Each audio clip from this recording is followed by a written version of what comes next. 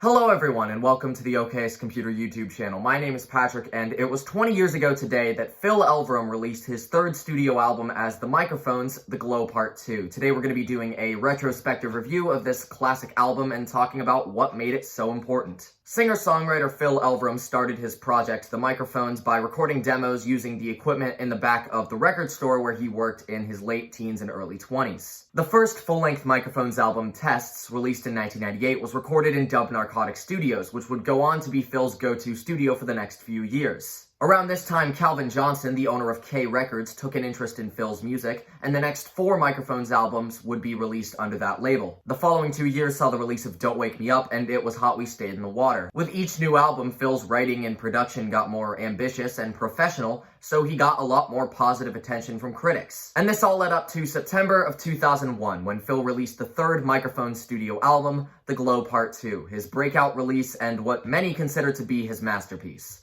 So let's talk about it. The Glow Part 2 is a concept album. It continues the story of the Glow from It Was Hot We Stayed in the Water, and it tells the story of Phil going into a deep depression after some sort of loss, presumably a breakup. I Want Wind to Blow opens the album with an image of complete nothingness in the aftermath of the breakup, and Phil saying that he wants something to happen in his life. The title track is Phil coming to terms with the fact that the glow is gone and he has to continue living without it. And on the Moon, Phil tries to find some sort of closure in revisiting old places that reminds him of this lost person, but he doesn't find it. Headless Horseman and My Roots Are Strong and Deep are both about how Phil's grief has left him feeling weak and desperate, and The Mansion is once again about emptiness and stillness like the opener. The run of songs from I'll Not Contain You up until You'll Be in the Air make it seem like Phil is learning to move on. He's growing towards acceptance and letting this person go. But then with I Want to Be Cold, I'm Bored, and I Felt My Size, he realizes he's bored with his life, he's aware of how small he is in the world,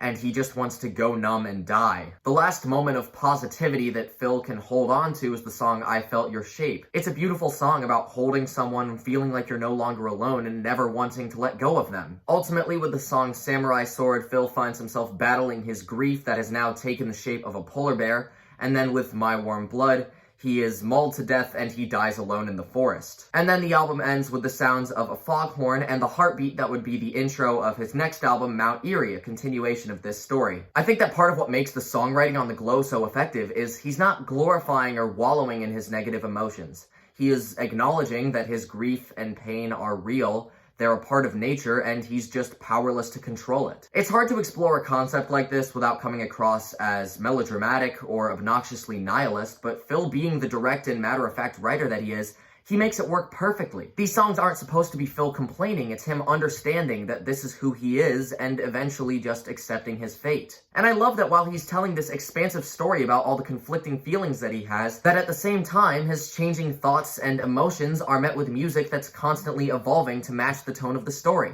To put it simply, this thing sounds incredible, and Phil's talents as a musician and producer are impossible to ignore. Now, Phil was not the first artist to blend indie folk and noise rock together, and he definitely wouldn't be the last, but with The Glow, he figured out these certain sounds and specific production quirks that established him as one of the best and most unique artists in his genre. First things first, the guitar work on this album is amazing. The riff on I Felt Your Shape is probably my favorite he's ever recorded. Headless Horseman takes away all of the layers of the songs before it for an acoustic song that is so sad in the best way possible. The acoustic section on My Warm Blood is nothing short of devastating, and You'll Be in the Air is a much darker take on the song I'll Be in the Air from Don't Wake Me Up, and I actually prefer this one over the original. I also love how he mixes the guitars, with one in the left speaker and one in the right, strumming at different times to create a weird delay effect. And that kind of echoing call and response type thing happens all the time on the album, notably on the title track and the first instrumental. Since the guitars were performed live by Phil in separate takes, they never quite land on a specific beat, and it sounds like they keep getting slower and faster. It's a small detail that I thought was really creative, and it makes every guitar performance feel a lot more natural. One of the best things about The Glow is how Phil uses distortion, especially in the drums. We hear that right away on the first 3 songs, with music that starts out pleasant